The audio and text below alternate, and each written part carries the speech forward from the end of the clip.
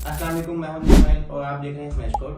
आज की इस वीडियो में हमने एक कंडीशन पढ़नी है कि इफ और एल्स की स्टेटमेंट के साथ हम डिफरेंट लॉजिक्स ए की वेरिएबल के साथ या ए की लॉजिक के साथ कैसे लगा सकते हैं। इसी के साथ साथ हमने डिफरेंट स्विच केसेस देखने हैं, यानी कि अगर हमारे पास दो से ज्यादा कंडीशन है तो हमने स्विच केसेस यूज करने हैं और कैसे यूज करने हैं। तो आज की वीडियो आपने कंप्लीट देखनी है ताकि आपको कंडीशंस और स्विच स्टेटमेंट्स का समझ आ जाए।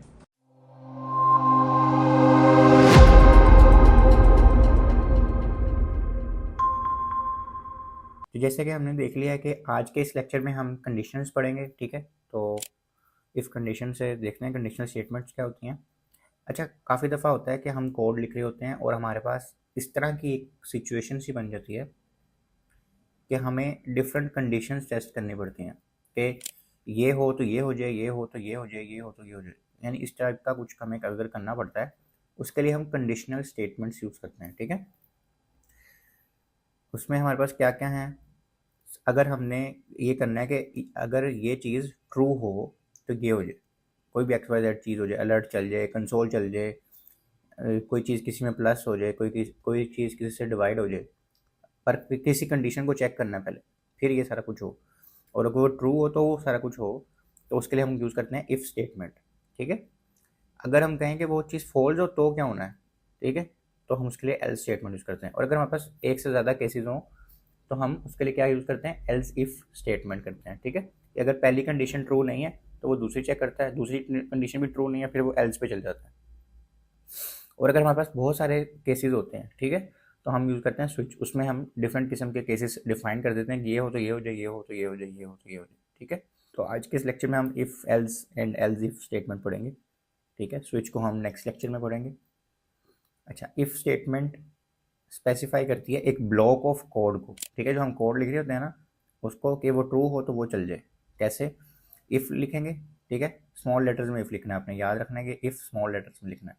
उसके बाद हम पैरेंथेसिस लगाएंगे, उसके अंदर हम लिखेंगे अपनी कंडीशन, ठीक है, कि ये ट्रू हो तो ये चीज़ चल जाए जो भी इस ब्रैकेट के अंदर लिखी हुई है, कर्ली ब्रेसिस के अंदर, ठीक है। अगर ये ट्रू होगी ना, ये कंडीशन ट्रू होगी तो block of code to be executed in the condition if the condition is true, ठीक है। और लोअर केस में लिखना है, कि मैंने आपको पहले भी बता दिया, अगर आप अपर केस में लिखेंगे तो वो एरर दे देगा। अब जैसे इफ़ आवर, यानी आवर एक वेरिएबल है, उन्होंने पूछा कि if R is less than 18 greeting is equal to good day, ठीक है। ग्रीटिंग का एक वेरिएबल बनाया जो ऑलरेडी था, उसकी वैल्यू रखती गुड डे, ठीक है।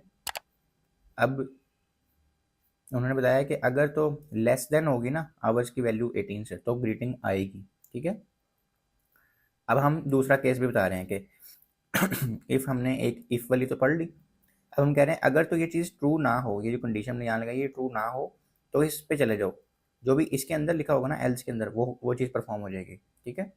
इसमें क्या हो रहा है कि if our is less than 18 create a good day, greeting otherwise good evening, यानी कि ये देखें, अगर तो आवर की वैल्यू लेस देन 18 होगी तो गुड डे आ जाएगा, एल्स में क्या चल जाएगा, गुड इवनिंग आ जाएगा। तो ये इस तरह काम करता है कि आपने एक कंडीशन लगाई, अगर वो ट्रू हो तो ये आ जाए और फॉल्स हो तो ये आ जाए, ठीक है। इसको अब हम कोड में करके देखते हैं। तो यहाँ पे हम कोड लिख के देते हैं कंडीशनल स्टेटमेंट्स, ठीक है। सबसे पहले हम देखते हैं इफ़ स्टेटमेंट। इफ़ लगाना है, अपनी इफ़ लिखना है, उसके बाद ब्रैकेट लगानी है, उसके अंदर अपने अपनी कंडीशन लिखनी है जिसको आप चेक करना चाह रहे हैं कि वो ट्रू है या वो फॉल्स है, ठीक है। हम लिखते हैं एक्स इज़ लेस देन 30, ठीक है। एक्स एक वेरिएबल है, एक्स को हमने कहा if X is less than 30, और यहाँ पे हम एक्स की वैल्यू दोबारा अगर दिखाऊँ मैं आपको, कंसोल करते हैं,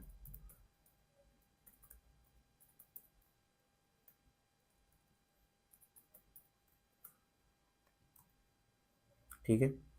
अच्छा, अब हम आगे क्या करें, if X is less than 30, यानी अगर एक्स लेस देन है 30 के, फिर हमने एक और ब्रैकेट लगाई और अब हम उसके अंदर लिख रहे हैं।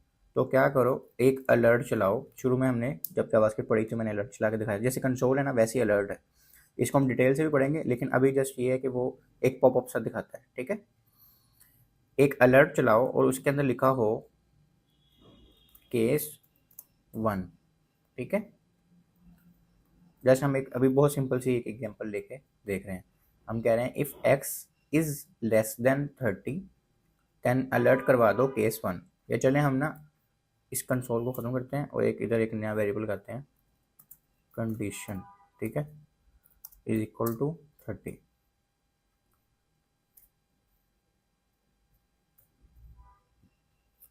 और इसके साथ कंपैरिजन करते हैं ताकि आपको समझ आए।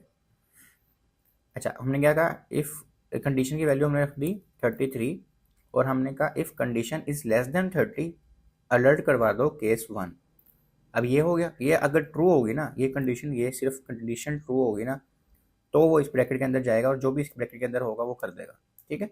इसके अंदर हम किसी चीज़ को किसी से प्लस करवा सकते हैं, जो भी हमने ऊपर तक अभी तक जावास्क्रिप्ट पढ़ी है वो इसके अंदर हम इस ब्रैकेट के अंदर हर चीज़ कर सकते हैं, पर वो परफॉर्म तभी होगी अगर ये कंडीशन ट्रू होगी, ठीक हो गया। और साथ ही हम उसको एक दे रहे हैं एल्स, इसमें अब हमने ये वाली ब्रैकेट नहीं लगानी, ठीक है, हमने ये वाली ब्रैकेट लगानी है और उसको बताना है क्योंकि हम कह रहे हैं इफ़ कंडीशन इज़ ट्रू तो ये कर दो, और या ट्रू होगी या फॉल्स होगी, इसके अलावा कुछ नहीं हो सकता ना। अगर ट्रू है तो ये कर दो और एल्स में चले जाओ तो ये कर दो, ठीक है। यानी कि अगर फॉल्स हो जाएगी तो क्या कर दो, यहाँ लिख देते हैं केस 2, ठीक हो गया। अब दोबारा से एक दफ़ा देख लें, if condition is true then case 1, if condition is false then case 2। Condition की वैल्यू है 33 और हम चेक कर रहे हैं कि कंडीशन लेस देन 30 है या नहीं, तो इसका मतलब है ये फॉल्स होगी, ठीक हो गया। अब हम जाते हैं, ये हमारा वेब पेज है, ठीक है, इस पर हमने रिफ्रेश किया क्योंकि हमने कोड चेंज किया, तो अब हमारे पास ये आ गया केस 2। इसको अलर्ट कहते हैं, ये जो आ रहा है ना इसके अंदर हम कुछ भी लिख सकते हैं, जैसे ये लिखा हुआ है ना केस 2, हम इसमें कुछ भी लिख सकते हैं। अब ये क्या आ रहा है, केस 2, दोबारा रिफ्रेश करें तो दोबारा आ जाएगा केस 2। अगर मैं यहीं पे जाके इस 33 की वैल्यू 23 कर दूँ, अब ये 30 से लेस देन हो गई है, ठीक है, तो अब क्या आना चाहिए केस 1। ये देखें केस 1 आ गया, वो खुद ही देख रहा है कि क्या चीज़ ट्रू है क्या चीज़ फॉल्स है और उसके बेसिस पे वो क्या कर रहा है, कंडीशन सेट कर रहा है, ठीक है, ब्लॉक ऑफ कोड कर रहा है। और वो एक लाइन से ज़्यादा भी हो सकते हैं, यहाँ मैं कंसोल भी करवा सकता हूँ कुछ, ठीक है, ये देखें कंसोल डॉट लॉग हाई, ठीक है। अब इसमें मेरी मर्जी है मैं कंट्रोल कराऊँ ना कराऊँ, मतलब ज़रूरी नहीं है आपने सारा कुछ सेम सेम करना है, जैसे भी आपकी लॉजिक आपको चाहिए आप वो कर सकते हैं, ठीक है। अब यहाँ पे केस 2 आ रहा है तो कंसोल देखते हैं आएगा कि नहीं, क्योंकि केस 2 में हमने कोई कंसोल नहीं करवाया, ठीक है, कोई कंसोल नहीं आया क्योंकि ये लाइन नंबर है हमारी 337। अब हम इसी कंसोल को अगर उठा के नीचे ले आए, ठीक है, ये केस 2 के अंदर ले आए, केस 1 में नहीं है वो, रिफ्रेश करते हैं, ये केस 2 आया, ये देखें ये कंसोल में हाई भी आ गया, ठीक है। तो यानी वो खुद देख रहा है वो कि क्या चीज़ ट्रू है क्या चीज़ फॉल्स है और उसके बेसिस पे वो अपने काम कर रहा है, ठीक है। तो ये हमारी है इफ़ एंड एल्स स्टेटमेंट।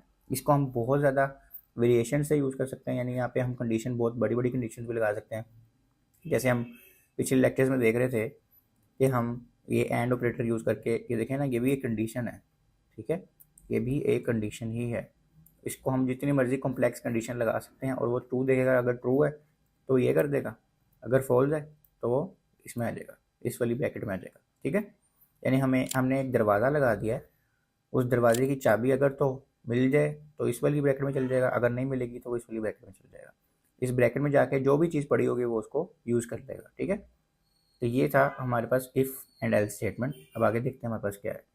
अच्छा, हमने इफ़ एंड एल्स स्टेटमेंट देख लिया, इसमें हमारे पास सिर्फ दो ही केसेस हो सकते थे, या ट्रू या फॉल्स, ठीक है। अब हमारे पास है एल्स इफ स्टेटमेंट, यानी कि इसके अलावा हो जाए अगर, तो अगर हमारे पास ये पहली कंडीशन आ गई कि इफ़ कंडीशन 1 तो ये लगा दो अगर ये ट्रू हो जाए, ठीक है। अब दूसरी कंडीशन है, अभी हम ना एल्स पे नहीं गए, जो हमारे पास एल्स था ना हम उस पर नहीं जा रहे, अब हमने एक और कंडीशन लगा रहे हैं एल्स इफ़, सिर्फ एल्स नहीं एल्स इफ़। इसके अंदर दोबारा हम कंडीशन दे रहे हैं कि अगर ये चीज़ ट्रू हो, ये कंडीशन ट्रू, अगर कंडीशन 1 ट्रू होगी ना तो यहीं पे इसको कोड को चला देगा, वो नीचे आएगा ही नहीं, ठीक है। आपको मैंने बताया हुआ कि वो लाइन वाइज कोड चलाता है। अगर कंडीशन 1 ट्रू होगी तो वो इस ब्लॉक ऑफ कोड को चलाएगा, वो ना कंडीशन ये एल्स इफ पे आएगा ना इससे नीचे जाएगा, ठीक हो गया। लेकिन सपोज करें ये ट्रू नहीं है, ये फॉल्स है, तो वो अब इस पे आएगा, इसकी कंडीशन देखेगा, अगर तो ये ट्रू है तो ये कोड चला देगा, अगर ये भी ट्रू नहीं है ना, यानी ये दोनों ट्रू नहीं है, तो वो इस एल्स पे चल जाएगा और जो भी इसके अंदर लिखा होगा ना वो इसमें चल जाएगा, ठीक है। इसकी अगर हम एग्जांपल लें कि अगर if time is less then 10 create a good morning greeting, if not but time is less then 20 create a good day greeting, ठीक है।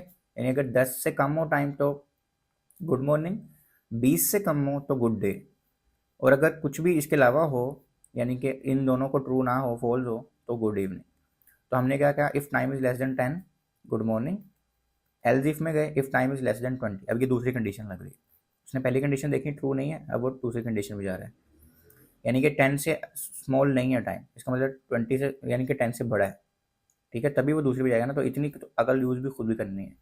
आप यहाँ पे पहली कंडीशन लगा रहे हो कि इफ़ 10 से लेस टाइम है तो ये लगा दो, और दूसरी कंडीशन लगाएंगे 5 से लेस देन है, तो कोई फ़ायदा नहीं है ना। अगर वो ये ट्रू नहीं करेगा तो इसको भी वो किसी तरह भी ट्रू नहीं कर सकता, ठीक है।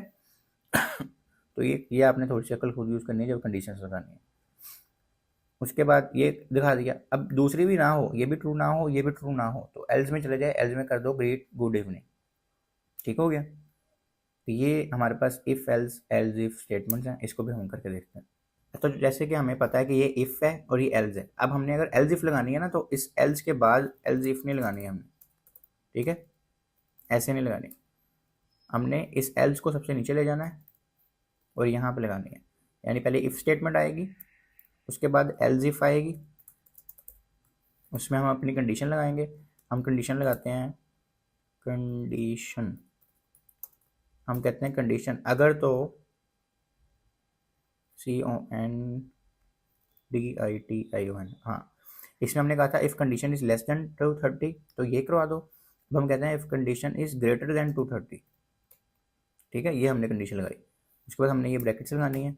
ये याद रखना, जो ब्रैकेट शुरू करें वो ख़त्म भी करें, वरना आपके एरर्स इतने आएंगे कि आपको समझ भी नहीं आएगी क्या हो रहा है। तो जब भी ब्रैकेट लगानी है ना तो शुरू वाली और आखिर वाली खुद ही लगा देनी है पहले ही, अगर ना लगे, और फिर उसके अंदर काम करना है। ये नहीं कि पहले शुरू वाली ब्रैकेट लगाएं काम करें और फिर ब्रैकेट बंद करें, नहीं, दोनों ब्रैकेट्स लगा के उसके बीच में काम करना आपने शुरू करना है, ठीक है। अच्छा, अब हम ना क्या करते हैं, क्योंकि ये दूसरे नंबर पे एग्जीक्यूट होगी तो हम ये वाला अलर्ट यहाँ ले जाते हैं और एल्स को एक नया अलर्ट देते हैं, केस 3। अब ये देखें, हमने कहा if condition is less than 30, यानी ये जो कंडीशन का वेरिएबल है अगर तो ये लेस देन 30 है तो केस 1 दिखा दो, अगर कंडीशन का वेरिएबल 30 से बड़ा है तो ये वाला दिखा दो, ठीक है, और अगर ये दोनों नहीं है ना तो ये दिखा दो, ठीक है। यानी यहाँ दो हमने कंडीशन दी हैं, इन दोनों में से ट्रू ना हो तो इस पे चले जाओ। अब उसने लाइन वाइज आना है, उसने पहले लाइन 335 पे आना है और देखना है ये कंडीशन ये और ये इसको कंपेयर करना है, ठीक है। अब अगर तो ये हो गया तो उसने ये चला देना है और इस सारे को भूल जाना है, इस सारे को, और वो फिर इसके बाद हमने जो भी कोड लिखा होगा उसको देखेगा XYZ, ठीक है। अगर वो इसको देखता है और वो ये ट्रू नहीं होती तो वो फिर लाइन नंबर 338 पर डायरेक्ट आ जाएगा, वो इसको नहीं देखेगा, ठीक है।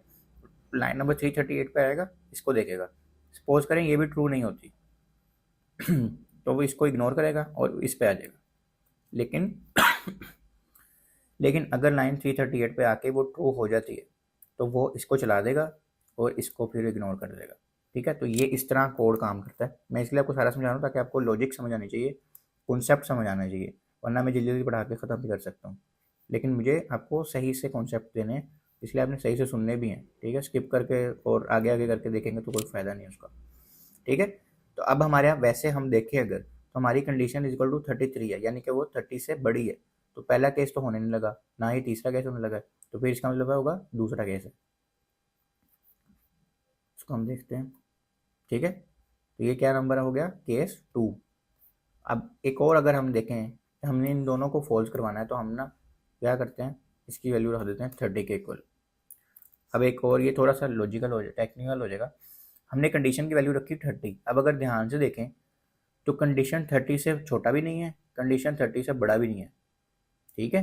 कंडीशन तो 30 के इक्वल है, हमने यहाँ कहीं भी ऐसे तो लगाया नहीं जैसे हमने लास्ट लेक्चर में पढ़ा था कि ग्रेटर देन और इक्वल टू। अगर हम ये लगा दें ना तो ये कंडीशन ट्रू हो जाएगी, या इसके साथ लगा दें, या फिर हम लिख दें लेस देन और इक्वल टू 30, तो भी ये कंडीशन ट्रू हो जाएगी। अच्छा, इस साइड पर लगाना, इस साइड पर लगाना, पर हमने ये नहीं लगाना। हम देख रहे हैं कि कंडीशन 30 से छोटी है तो ये केस कर दो, कंडीशन 30 से बड़ी है तो ये केस कर दो, अगर इन दोनों में से कुछ भी नहीं है ना तो ये केस कर दो। तो यानी कि कंडीशन तो 30 के इक्वल है, तो ये टेक्निकली तो ये दोनों गलत हैं, ठीक है। तो क्या आना चाहिए, केस 3 आना चाहिए। तो ये देखें केस 3 आ गया, और अब हम कंसोल में देखते हैं, हमारे पास हाई का कंसोल भी आ रहा होगा। ये देखें 343 लाइन पे हमारा पास ये आ रहा है, ठीक है। लेकिन जैसे ही हम इसको 33 करें और रिफ्रेश करें जाके, तो हमारे पास केस 2 आ गया और यहाँ पे हमारे पास कोई कंसोल भी नहीं आया है। क्यों? क्योंकि उसने इसको फुल इग्नोर कर दिया, ठीक है। तो ये थी हमारे पास if else and else if statement. तो ये हमने आज के लेक्चर में if else and else if statement पढ़ लिया है, ठीक है।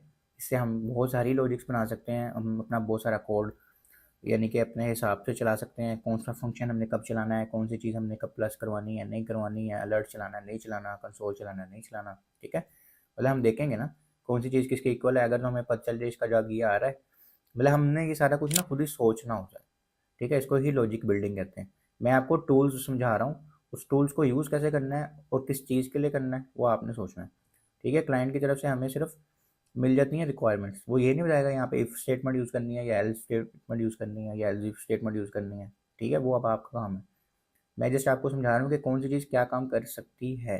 अब आपने इन सारों को इकट्ठा करके एक लॉजिक बिल्ड करनी होती है, ठीक है। तो आप ये तभी कर सकते हैं जब आपके पास ये कॉन्सेप्ट क्लियर होंगे। तो आपने इसकी बहुत ज़्यादा प्रैक्टिस करनी है और ऐसे ही बस जावास्क्रिप्ट के साथ पंगे लेते रहना है और फिर आपको जाके ये अच्छे से वेब डेवलपमेंट या कोडिंग आ जाएगी, ठीक है। तो जैसे कि हमने लास्ट लेक्चर में पढ़ा था कि हमने इफ़ एल्स स्टेटमेंट कैसे यूज़ करनी है, ठीक है। लेकिन अगर हमारे पास काफ़ी सारे केसेस आ जाएं, यानी हमने कंडीशंस चेक करनी हो, ये हो तो ये हो जाए, ये हो तो ये हो जाए, और वो काफ़ी सारे हों, तो फिर हम इफ़ एल्स या एल्स इफ नहीं लगाते, हम स्विच केस में चले जाते हैं, ठीक है। स्विच केस क्या होता है वो आज हम देखते हैं। द स्विच स्टेटमेंट वही जैसे मैं बता रहा हूँ कि डिफरेंट कंडीशन हमारे पास होंगी तो हम स्विच स्टेटमेंट यूज़ करेंगे, ठीक है। और जो जो स्टेटमेंट ट्रू होती जाएगी, यानी कि जो ट्रू होगा केस, उसका जो ब्लॉक ऑफ कोड होगा, जैसे हमने इफ एल्स स्टेटमेंट में पढ़ा था कि अगर इफ़ वाली ट्रू होगी तो इफ़ की ब्रैकेट के अंदर जो चीज़ होगी वो एग्जीक्यूट हो जाएगी, यानी वो चलेगी। और इसी में भी इस तरह ही है, जो सा केस सही होगा ना, वो वाले केस के अंदर जो कोड लिखा होगा वो चल जाएगा, ठीक है। सिंटैक्स इसका किस तरह के हम लिखना है, स्विच का वर्ड, उसके बाद हमने एक्सप्रेशन लिखना है। एक्सप्रेशन का मतलब है कि हमने वो जो जो चीज़ चेक करनी है किसी के साथ भी, ठीक है। और उसके बाद अब केस के बाद एक्स जो लिख रहे हैं, एक्सप्रेशन का जो जवाब आएगा वो कंपेयर होगा इस एक्स के साथ। एक्स की जगह आप कुछ भी लिख सकते हैं, ठीक है। अगर तो एक्स के बराबर होगा तो जो भी यहाँ पे लिखा होगा वो रन हो जाएगा, अगर नहीं होगा तो वहाँ पे ब्रेक हो जाएगा, ठीक है। अगर सपोज रन हो जाएगा तो ब्रेक हो जाएगा, वरना वो अगले केस पे मूव हो जाएगा, केस वाई पे, ठीक है। ब्रेक वाले को मैं आगे भी आप समझाता हूँ दोस्त। और केस वाई को देखेगा, वाई वाली वैल्यू अगर एक्सप्रेशन के साथ, अगर ये एक्सप्रेशन की जो भी आंसर इसका होगा, जैसे हमने कहा कि 2+3 इज इक्वल टू 5 हो गया, ठीक है। अब इसका जवाब आ रहा है 5, यहाँ पे हम लिख दें केस 4 केस 5, यहाँ अगर 5 के पास है तो 5 वाला कोड चला देगा, इस तरह ही वो खत्म हो जाएगा। फिर आगे एंड पे डिफ़ॉल्ट है, उसको भी हम आगे आगे बढ़ते हैं। तो ये हमारा सिंटैक्स है। अच्छा, ये काम कैसे करता है, एक ही दफ़ा स्विच स्टेटमेंट चलती है, ठीक है। और वो कंपेयर करती है वैल्यूज़ को ईच केस से, यानी एक एक केस से देखती है कि किसके साथ इसकी वैल्यू कंपेयर हो रही है। जिसके साथ कंपेयर करती है उसका कोड चला देती है। अगर कोई भी मैच ना हो, यानी अब जैसे हम पिछली एग्जांपल में देख रहे थे, हमारे पास दो केसेस थे, case X and case Y. अगर इसके साथ भी वैल्यू मैच ना करे, इसके साथ भी वैल्यू मैच ना करे, तो जो डिफ़ॉल्ट में लिखा होता है ना वो चल जाएगा, ठीक है। अच्छा, अब जैसे थोड़ा सा और अगर इसको हम डीप डाउन लें, ये हमारा एक्सप्रेशन है जिसको हमने चेक करना है, ठीक है। ये पहले केस के साथ मैच करेगी, सपोज करें मैच हो गया तो वो उसका जो भी उसके अंदर कोड लिखा होगा वो चल जाएगा। पर अगर हम दूसरी पॉसिबिलिटी देखें कि अगर इसके साथ मैच ना करे, नो हो जाए, तो केस 2 चलेगा और उसका कोड चलेगा जो भी उसके अंदर लिखा होगा। अब इसको वो नहीं देखेगा, इस वाले कोड को नहीं देखेगा। इसी तरह अगर इससे भी मैच नहीं होती तो केस 3 पे चले जाएगी, ठीक है। अगर तो केस 3 मैच करता है तो केस 3 का जो भी कोड होगा वो चल जाएगा और ये दोनों इग्नोर हो जाएंगे। और अगर ये भी मैच नहीं होती, यानी तीनों केस मैचेस नहीं होते इस एक्सप्रेशन के साथ, तो डिफ़ॉल्ट कोड एक होगा वो चल जाएगा, ठीक है। तो ये इसका एक फ्लो है।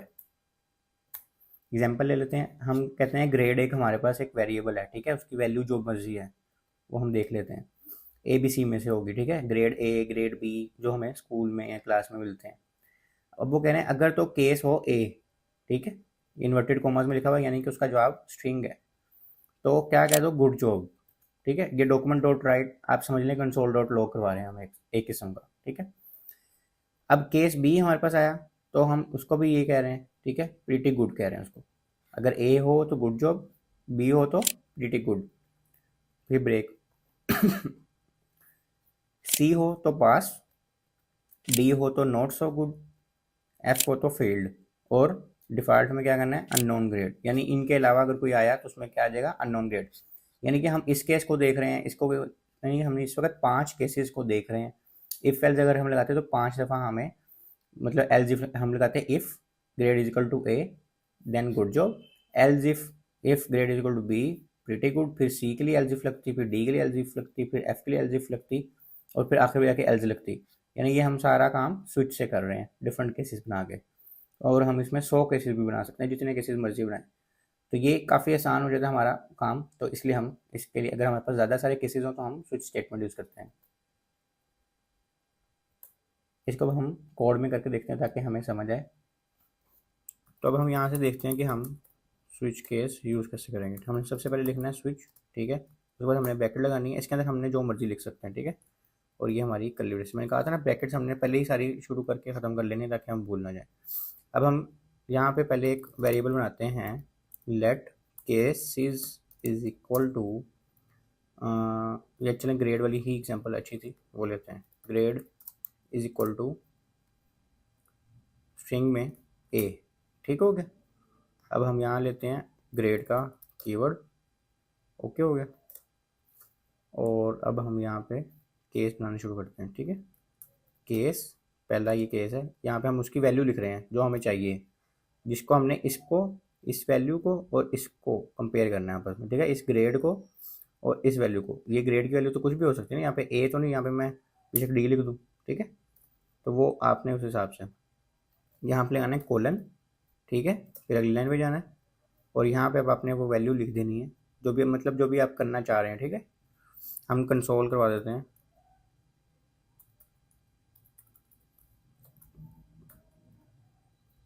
ग्रेड, योर ग्रेड इज, और साथ प्लस लगा कंकैटिनेशन कर देते हैं। हमने कंकैटिनेशन पहले भी पिछले लेक्चर में पढ़ी हुई, आपके पास आई टैग में आ जाएगा अगर आपने नहीं पढ़ी हुई कैसे करते हैं। और ये हमने कंकैटिनेशन करके उसको कह दिया योर ग्रेड इज, और ग्रेड का कीवर्ड लगा दिया। यहाँ पे हम कोलन लगा देते हैं और यहाँ पे हमने एक और लगाना है ब्रेक और उसके बाद सेमी कोलन, ठीक है। यह भी सेमी कोलन है, ये कोलन था ऊपर वाला। ये हमने एक केस बना लिया, ठीक है। अब हमने देखना है, हो सकता है ए हो सकता है बी हो सकता है सी हो, सारे केसेस बनाने हैं हमने, ठीक है। जो भी हमारी क्लाइंट की रिक्वायरमेंट्स होंगी तो वो हम ऐसे बनाते जाएंगे। वैसे यहाँ पे हम कर देते हैं बी, यहाँ पे कर देते हैं सी, डी, एफ, ठीक है। अच्छा, अब ज़रूरी नहीं है कि मैंने यहाँ पे योर ग्रेड इज यही लिखना था, यही बस मैं कंट्रोल करा सकता हूँ। यहाँ पे आप कुछ भी करवा सकते हैं, यहाँ पे आप एक अलर्ट चला सकते हैं, ठीक है। यहाँ पे आप कोई एक्सप्रेशन प्लस माइनस करवा सकते हैं, कुछ भी करवा सकते हैं, ये आपकी मर्ज़ी है। ये जो मैं सिर्फ कंसोल इसलिए करके दिखा रहा हूँ ताकि आपको समझ आए कि ग्रेड के पास हमारे पास क्या था और किस केस में जाके चला, ठीक है। तो ये सिर्फ इसलिए मैं करके दिखा रहा हूँ। और आखिर पे हमने एक डिफ़ॉल्ट का लगाना होता केस, और उसमें भी हम कंसोल,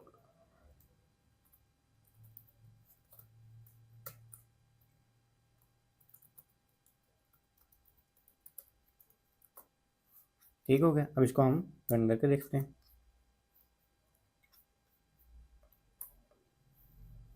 ये जो केस 3 आ रहा है ये हमारा पिछले लेक्चर से जो इफ एल्स स्टेटमेंट थी उससे आ रहा है। मैं एक दफ़ा उसको कमेंट भी कर देता हूँ ताकि, ठीक है।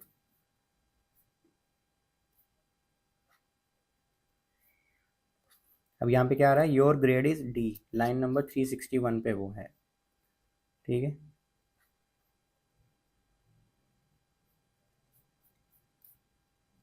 ये वाला उसने ये वाला चलाया, क्यों? क्योंकि हमारे पास ग्रेड का जो ये वेरिएबल था उसकी वैल्यू थी डी। अगर हम इसकी वैल्यू कर दें एफ, ठीक है। अब हम जाके रिफ्रेश करते हैं तो अब क्या हो गया, योर ग्रेड इज एफ।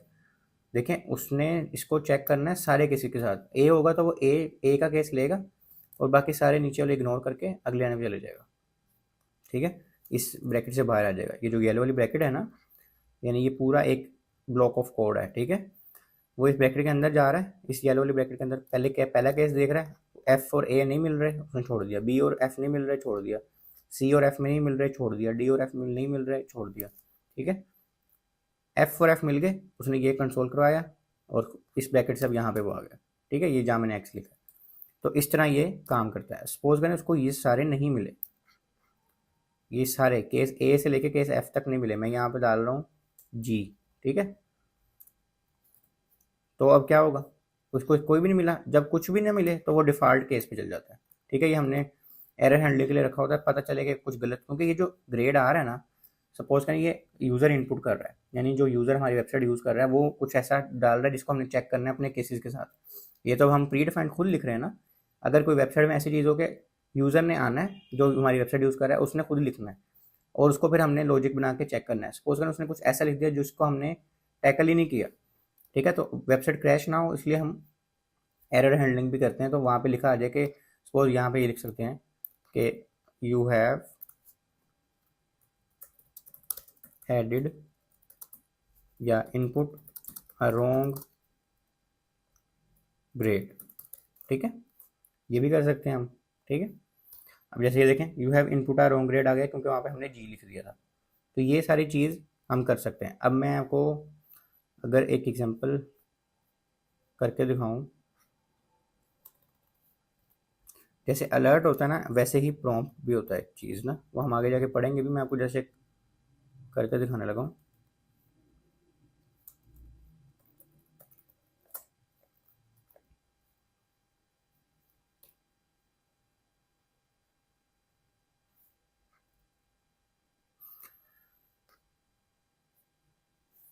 मैं आपको WC स्कूल से भी दिखा देता हूँ।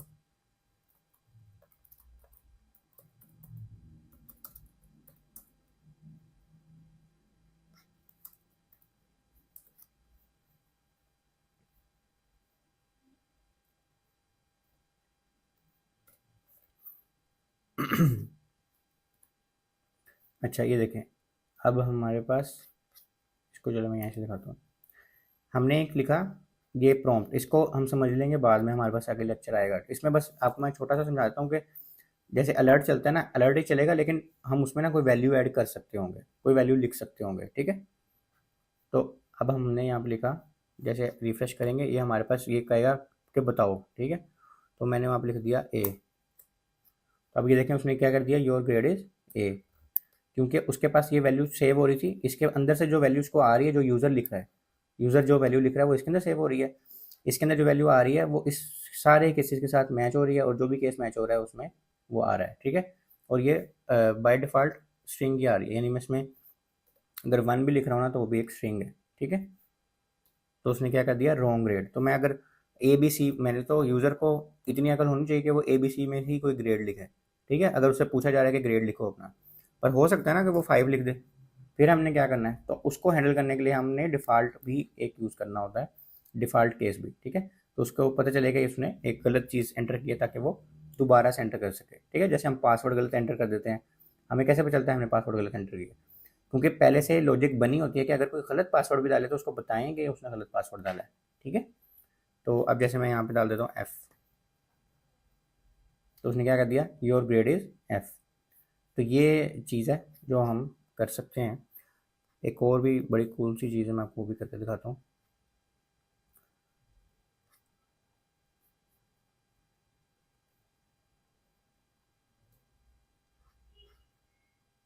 ये चलें अभी उसको रहने देते हैं, वो थोड़ा सा एक्स्ट्रा हो जाएगा, चले हाँ आगे जाके उसको देख लेंगे, ठीक है। उसमें क्या होता है कि यहाँ पे ही राइट हो जाएगा, जैसे ये लिखा हुआ है ना, this is my first JS page.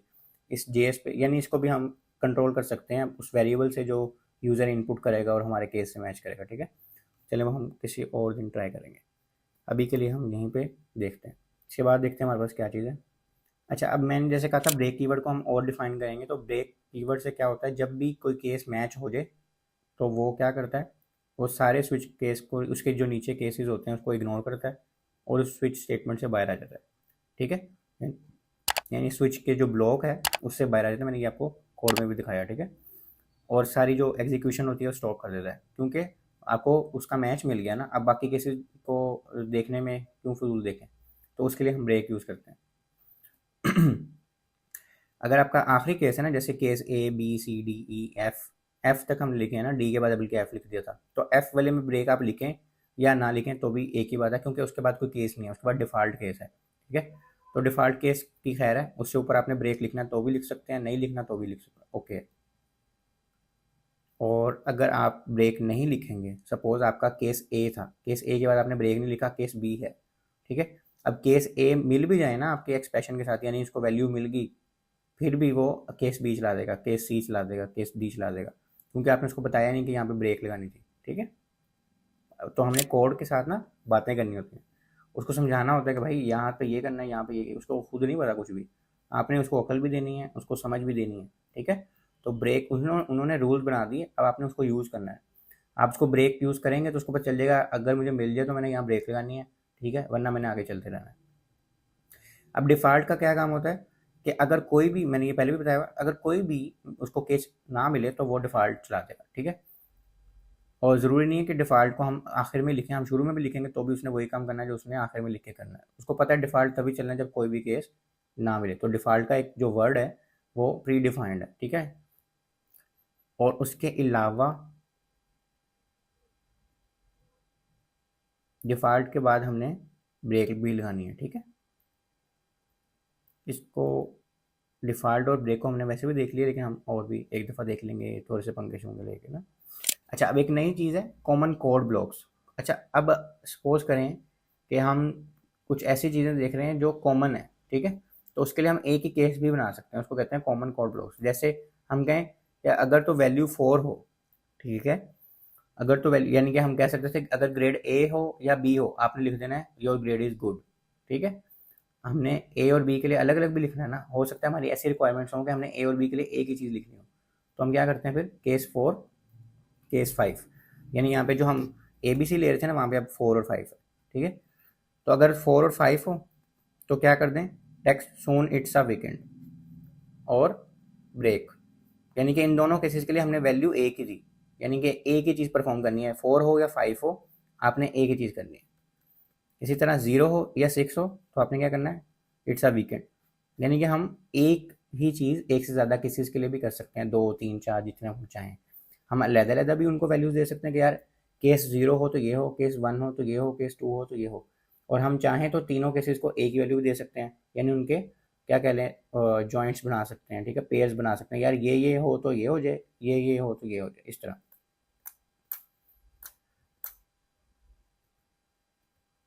तो जैसे इसमें उन्होंने बताया हुआ है कि केस 4 एंड 5 में सेम हो रहा है और 0 एंड 6 में भी सेम हो रहा है। अगर हमारे पास मल्टीपल केसेस हैं जो मैच हो रहे हैं कभी होता है कि वैल्यूज आपकी एक से ज़्यादा केसेस से मैच हो सकती हैं, ठीक है।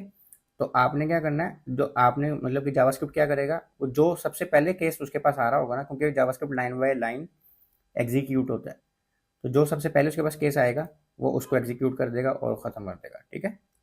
और अगर कोई भी फाउंड नहीं होगा उसके पास तो वो डिफ़ॉल्ट वाले पे चले जाएगा। अब सपोज करें आपने डिफ़ॉल्ट लिखा ही नहीं है, कोड में लिखा ही नहीं डिफ़ॉल्ट, तो एरर नहीं आएगा। आपकी मर्ज़ी आप लिखें, आपकी मर्ज़ी आप ना लिखें, लेकिन एरर हैंडलिंग के लिए हम लिखते हैं तो अच्छी प्रैक्टिस है कि हम लिखें। पर सपोज़ हमने नहीं लिखा तो और कोई केस भी मैच नहीं हुआ और डिफ़ॉल्ट भी नहीं है, तो वो स्विच की स्टेटमेंट से बाहर आके उसके नीचे आपने जो भी कोई कंसोल कराया है, कोई मैथ का एक्सप्रेशन आप प्लस माइनस करें, वो उसको पास चले जाएगा, ठीक है।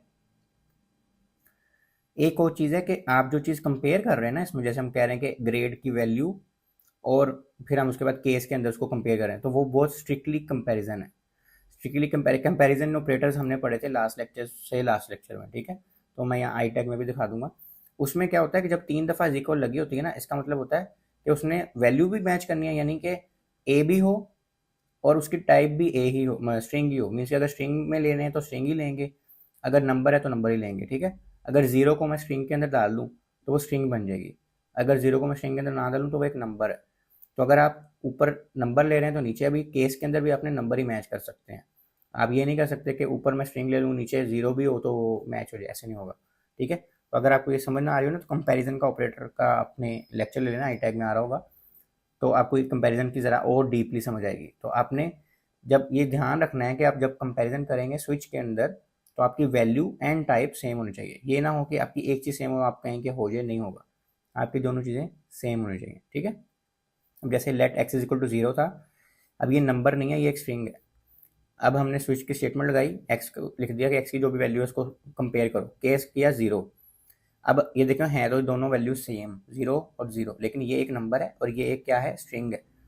उसने कहा टेक्स्ट लिख दो ऑफ, ब्रेक कर दो, केस 1 हो तो ऑन, ठीक है, ब्रेक कर दो, डिफॉल्ट कर दो नो वैल्यू फाउंड। तो अब इस वक्त यहाँ पे पता है क्या आंसर आएगा, नो वैल्यू फाउंड। क्यों? क्योंकि 0 एक स्ट्रिंग था, 0 स्ट्रिंग यहाँ पे कोई है ही नहीं। अगर हम इस 0 को स्ट्रिंग के अंदर रख के केस कर देते तो ये टेक्स्ट ऑफ में आ जाती वैल्यू, ठीक है। तो ये है, इसको कहते हैं कि ये स्ट्रिक्टली कंपैरिजन है। इसको अब हम कोड के अंदर करके देखते हैं। अच्छा, अब हमने सबसे पहले पढ़ा था कि अगर हम ब्रेक नहीं लिखेंगे तो क्या होगा, ठीक है। सपोज करें कि हमने ये ब्रेक नहीं लिखा, ठीक है, या लिखा हुआ है, हमने इसको कमिट कर दिया। अब हो क्या रहा है कि अगर ए भी मैच हो जाए ना तो उसने रुकना नहीं है यहाँ पे, और वो बी पे चल जाएगा, फिर सी पे, फिर डी पे, फिर एफ पे। अब हमने प्रॉम्प्ट लिया बी, ठीक है, तो कंसोल पे खोल लेते हैं आप। तो उसने कह दिया योर ग्रेड इज बी। अच्छा, हमने देख लिया बी की एग्जांपल के साथ क्या हो रहा है। अब हम देखते हैं ए की एग्जांपल के साथ क्या होता है। हमने ए दिया, ओके कर दिया, हमारे पास 2 कंसोल आ गए, हमारे पास तो एक कंसोल आना चाहिए था। तो उसने क्या किया, your grade is a 351 line पे, ठीक है। तो ये हमारा 351 लाइन है, तो उसने उसका तो दिखा दिया, क्योंकि ए ही वैल्यू थी, उसने कंपैरिजन किया, ये आ गया ओके सी ने। अच्छा, अब कंपैरिजन वाला काम हो गया ख़त्म। अब उसको यहाँ पे लगानी चाहिए थी ब्रेक, और इस सारे से बाहर आ जाना चाहिए था, और उसको यहाँ पे आ जाना चाहिए था, ठीक है। पर क्योंकि हमने ब्रेक नहीं लगाया तो वो इस केस में जाएगा। अब वो कंपैरिजन नहीं करेगा, क्योंकि कंपैरिजन वो कर चुका है। अब वो जैसे इसको एज अ लाइन, सिंपल एक लाइन देख रहा है कि ये क्या है। उसने देखा केस बी लिखा हुआ है, केस बी से उसका कोई लेना देना नहीं है, उसके आगे लिखा हुआ था कंसोल डॉट लॉग। उसने इसको भी कंसोल करा दिया, क्योंकि ग्रेड के अंदर तो हम वही वैल्यू ले रहे हैं ना जो हमारे पास इनपुट आ रही है। तो उसने इसको भी करवा दिया लाइन नंबर 354 पे। ये देखें, ये लाइन नंबर 354 है। अच्छा, अब वो शायद इस पे भी चल जाता, सी पे भी, पर वो क्यों नहीं गया, क्योंकि यहाँ पे ब्रेक लगी हुई थी, और ब्रेक जैसी लगी होगी वो इससे सारों से बाहर आ जाएगा। सपोज करें बी पे भी ब्रेक ना लगी होती तो वो 3 दफ़ा कंट्रोल करा देगा। ये देखें, ठीक है, जब तक उसको ब्रेक नहीं मिलेगी वो इससे बाहर नहीं जाएगा, ठीक है। तो इसलिए हम ब्रेक यूज़ करते हैं। अच्छा जी, अब हमारे पास है जी, ये हमने देख लिया। अब हम देखते हैं कि जो डिफ़ॉल्ट हमने पढ़ा है, कि अगर इसको हम यहाँ पे ना लिखें, हम इसको कहीं और लिख लें तो क्या होगा। यानी हमने ये बी के बाद लिख लिया, ठीक है, और अब हमने यहाँ पे ब्रेक भी लिख देना। अच्छा, अब हमने ये डिफ़ॉल्ट को सबसे एंड पे नहीं लिखा, ऊपर नीचे कहीं लिख दिया, पर क्योंकि उसको पता है कि डिफ़ॉल्ट मैंने तब चलाना है जब कोई भी मेरे पास केस, तो यहाँ चीज़ें हम कंपैरिजन करें। यहाँ पे हमने इसको कोई एक्सप्रेशन नहीं दिया कि कंपैरिजन करो, हमने बस कहा कोई भी ना मैच करे तो आ जाना इस पर, ठीक है। अब हम जाके देखते हैं ब्राउज़र पे। अब हमने सपोज करें ए डाला, ठीक है, तो उसने क्या कह दिया, योर ग्रेड इज़ ए, ठीक है। अब हम कहते हैं जी, तो उसने क्या कह दिया, you have input are wrong grade. हालांकि हमने डिफ़ॉल्ट को बीच में कहीं पे रखा हुआ था, हमने सबसे एंड पर नहीं रखा हुआ था, लेकिन उसने अपना काम वैसे ही किया जैसे उसको करने चाहिए थे, ठीक है। तो इसलिए डिफ़ॉल्ट की पोजीशन जो है तो जहाँ मर्जी आप लिख सकते हैं, लेकिन अगर आप ऊपर नीचे कहीं लिख रहे हैं, एंड पे नहीं लिख रहे, तो आपने उसके बाद ब्रेक लाजमी लिखना है, ठीक है। जैसे मैंने अभी यहाँ पे ये ब्रेक लिखा हुआ ना, ताकि अगर वो डिफ़ॉल्ट पे जाए तो उसको वो यहीं पे ख़त्म कर दे, वरना वो क्या होगा, वो दोबारा से इसको भी चला देगा, ठीक है, जैसे अभी हमने लास्ट एग्जाम्पल में देखा था। अच्छा, अब हम देख लेते हैं कॉमन केसेस। कॉमन केसेस अगर हमारे पास हो जाएं तो हमने क्या करना होता है, ठीक है।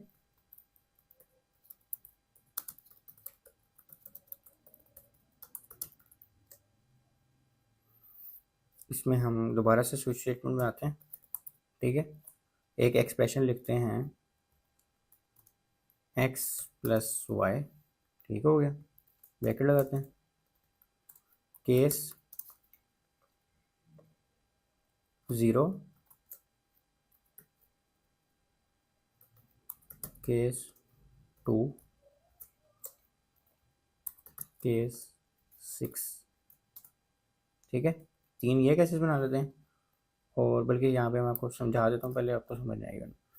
हम यहाँ पे करते हैं X plus Y is equal to Y, नहीं लिखना था, एक्स प्लस वाई, या x1 एंड y1 लिख लेते हैं।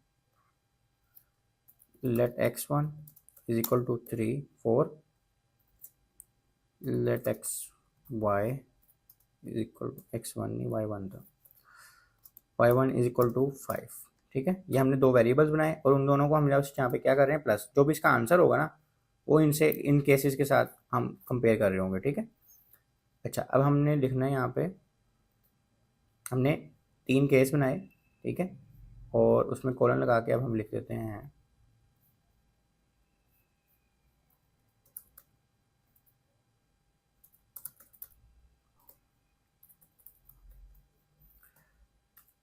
Your number is even. ठीक है, मतलब हम इवन और ओड अगर हम सपोज करें देख रहे हैं, और इसी को अगर हम यहाँ पे पहले ब्रेक लगाते हैं, ये भूलना नहीं है, मैं भूलने लगा था।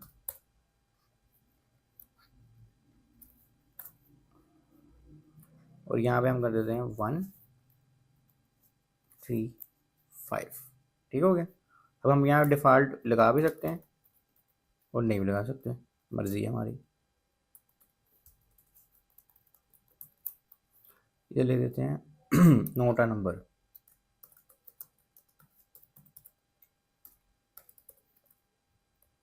ठीक हो गया, अब हमने ये हो गया ओड, ये हो गया इवन।